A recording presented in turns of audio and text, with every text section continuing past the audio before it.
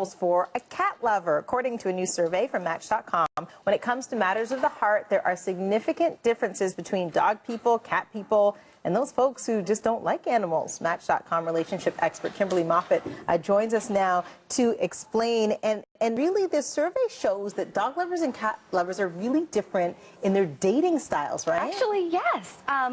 So what we found in this study was that dog lovers tended to date a little bit more like dogs, and cat lovers dated a little bit more like cats. So the dogs were a lot more willing to spend money on a first date. They were a lot more likely to have a one-night stand, so a little more eager and enthusiastic, whereas cat lovers were a little bit more aloof in their relationships.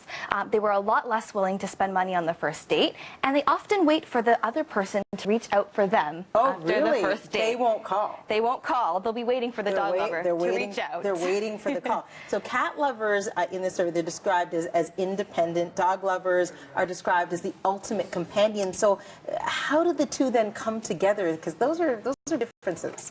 Well, absolutely. But I think that it would be a boring world if we just liked everything that our partner liked. And opposites do attract. They do, absolutely. And so it's important to know that your pet preferences, although they can reflect your dating style and affect your dating behaviors, it doesn't mean that you have to be with someone who likes the same things as you. We can learn a lot from our partners. And actually what I have found in my practice at KMA Therapy is that sometimes we think we don't like a certain type of animal, but then we spend a lot of time with them and realize that we actually like all animals. It's not just about cats or dogs. What about those people who don't like animals? How do they figure into all of this?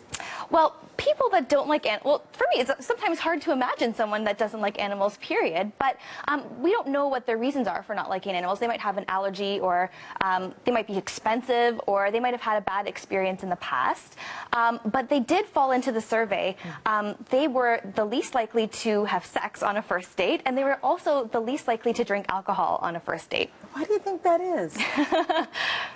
Not sure. I don't know exactly why, but very interesting results. Really interesting results. What was the one thing, Kimberly, that maybe surprised you the most about this? You know, I thought it was the most interesting that dog lovers were the most likely to have a one-night stand. But then when I thought about the survey results and I thought about people's relationships with their dogs, a dog requires a lot of attention. You have to feed it and take it out.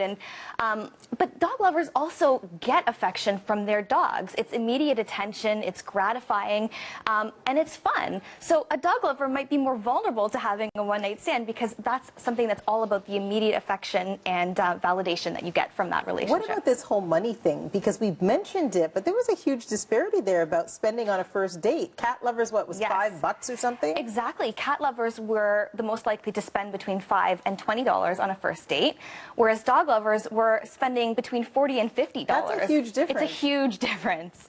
And the reason I think this is because if you look at a cat, a person's relationship with their pet, it kind of is indicative of the type of company they like to keep.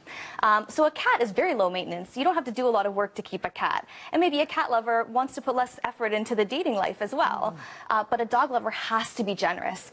They have to take care of that dog. They have to give it a lot of love and affection, and it pretty much rules their whole world. So these people have to be more generous in their relationships with their pet and might be more generous in their relationships as well. You're onto something there. Thank you so much. Nice to see you.